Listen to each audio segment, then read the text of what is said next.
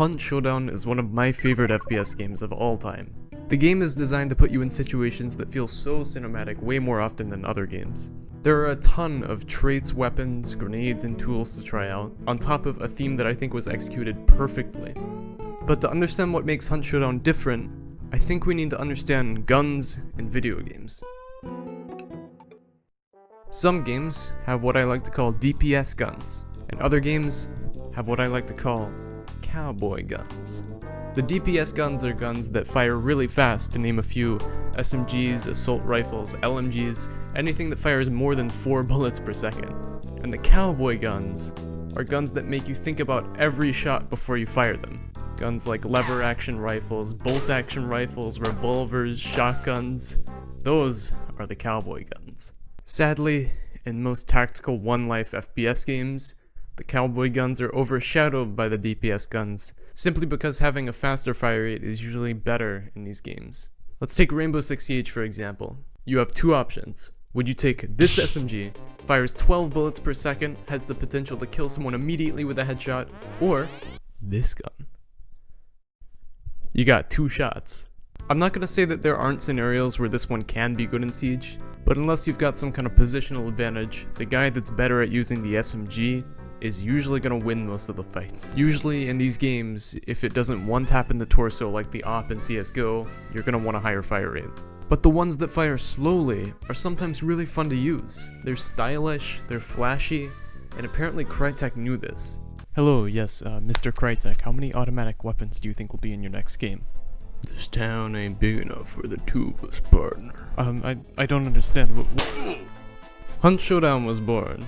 That's exactly how it happened, by the way. Before anything else, I think I need to explain how the game works.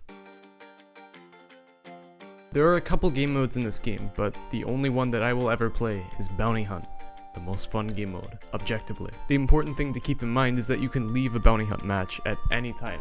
Ran out of medical supplies and you need to refresh the run? Just got in a really close fight and you want to leave now? Go ahead, there's nothing stopping you. All you need to do is walk to an extraction zone and wait there for 30 seconds. But you may be asking, why would you leave? Isn't it worth trying to get the bounty? It really depends. You can lose your hunter. A hunter is a character, by the way. And you have to recruit a new hunter and buy new weapons if you lose the last one.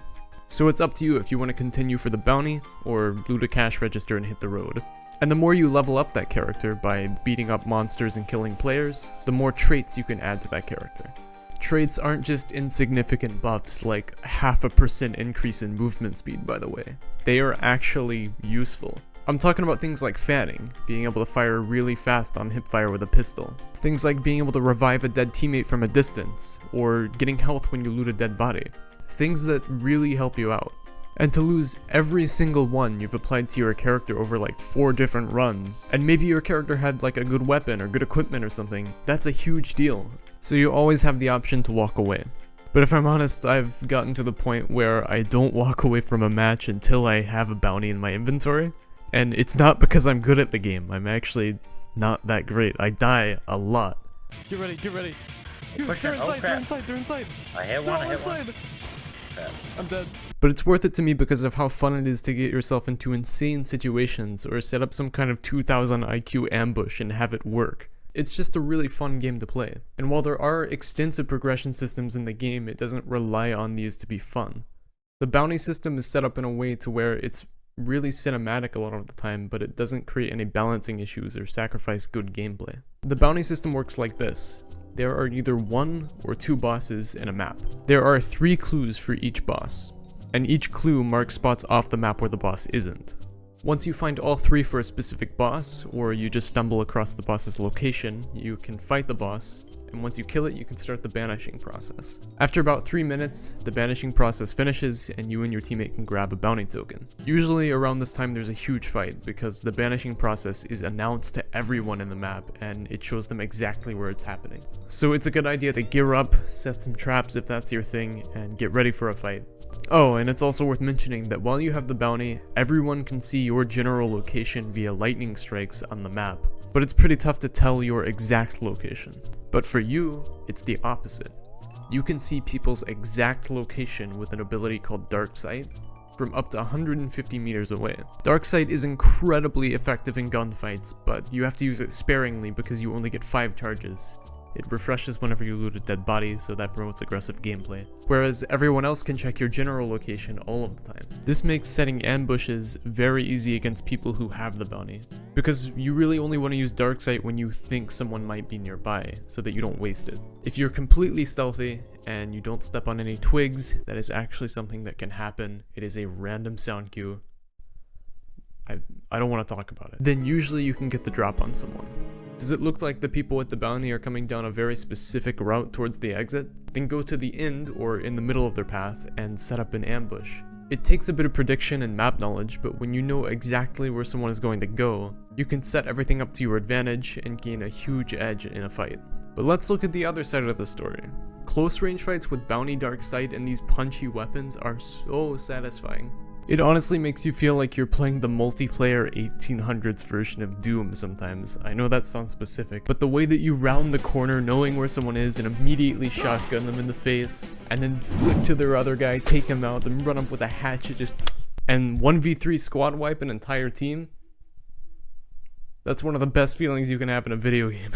And you don't need to have Darksight either. Just using a shotgun and going into a building and wiping a squad is incredibly satisfying. This doesn't happen all the time, of course, but some of the fights I've had in this game have given me some of the coolest feeling moments I've ever had in a video game. The mix of the stylized sound effects, the particle systems, that slight "ah" you hear in the distance whenever you take someone out from 100 meters away with an LRR Sparks. It all feels so impactful and powerful. It just makes you feel awesome to be in these fights. For a moment, I want to talk about the PvE side of the game. I just want to make it clear that this game is not meant to be played only for the PvE. It's got monsters and bosses and they're fun to kill, but it's definitely no Remnant.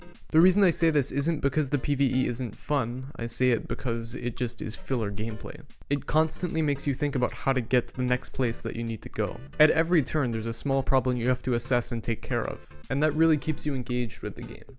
I've actually gotten into this on other videos. Big maps with multiple players have a lot of running from point A to point B. Some games like Ring of Elysium kill the boring gameplay by making getting from point A to point B faster and more fun. Hunt Showdown does it a bit differently. It makes you slower. That sounds really counterintuitive, but it works. It turns a trip into how to walk 20 meters 10 times instead of just turning off your brain and pressing shift running for 200 meters. The monsters can also really screw you over in PvP, so it's best to clear out an area if you know you're gonna have a fight there. Or it could be used the opposite way. You can start a fight while your enemies are clearing out a horde, and that way they have to deal with this extra problem. Hunt Showdown implemented PvE in a really creative way that keeps you interested in more or less mundane parts of the game. There are a couple things that I don't like about this game. Hunt Showdown is basically the opposite of a game like Apex when it comes to movement and physics. In Apex, the movement feels clean and crisp and weighty, and there usually aren't any janky physics or glitches. But in this game, it's pretty rough around the edges. It's not broken per se, it still gets the job done, but it just doesn't feel the greatest. Things like jumping and vaulting feel a bit too snappy, and it's even the same with some of the animations. When you shoot a gun sometimes, I think the best way to describe it is sometimes the animation of the gun feels choppy. It's easy to look past all this. The graphics, the particle systems, the gameplay are all great, but definitely keep in mind that the game isn't perfect. So if you can't play games that aren't smooth and polished, then this game might not be for you. So I thought that the last video had too much of me just talking about the game and not enough of the game itself, so I decided to add this segment of what a fun fight looks like in Hunt Showdown. Alright, Oh my gosh. can you pick me back up? Stay on the crank. Get ready to roll me back up, alright? Okay, are you sure? Oh my gosh. It's a bad idea. I'm walking out a little bit. Come on down, bring it back up. Oh my gosh. It's pretty safe down here. There's no one here. They're still fighting it. They're still fighting? Okay. Yeah, Coming down. I think they just killed it. So loud. They won't hear us. They're gonna heal as soon as they're healed now. You ready? Let's hide. Try and grab the bounty and leave. Oh my gosh. Alright. Okay, okay. I'm gonna watch this door. If they come in here, then I'll shoot them. Only then, though. I'll watch your back. Well, can we both go up the elevator? No! No! Dang you, bro! Got him, got him, Thank got him. you. And Oh, he's right there at the door, at the door, at the door. Crowning King Auto. Oh no. Crowning King Auto. I wouldn't peek him. No! Ah! Yeah. Okay, I can get you.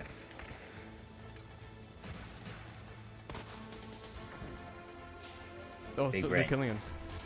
Run. Alright. We're gonna grab this. Come on, gamer.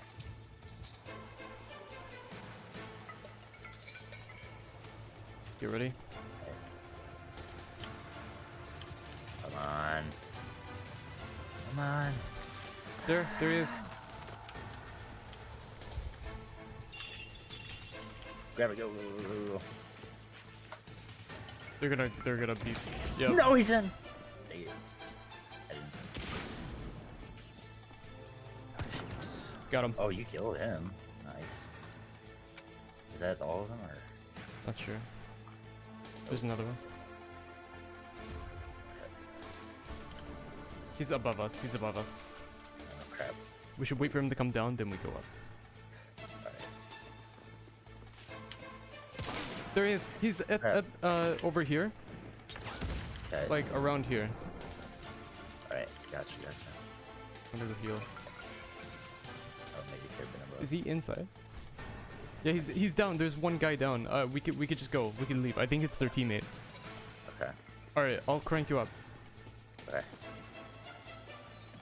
Okay, I'm up. All right, can you drop it? Yep. Get ready to crank me up. Yeah. All right, crank me up. Go, go, go! He's coming. Okay, you're safe. Put down a poison strip mine. All right, I'm good. I'm good. He's still down there. Let's leave. Let's go. In conclusion, I love this game. I totally recommend it. It's one of my favorite FPS games.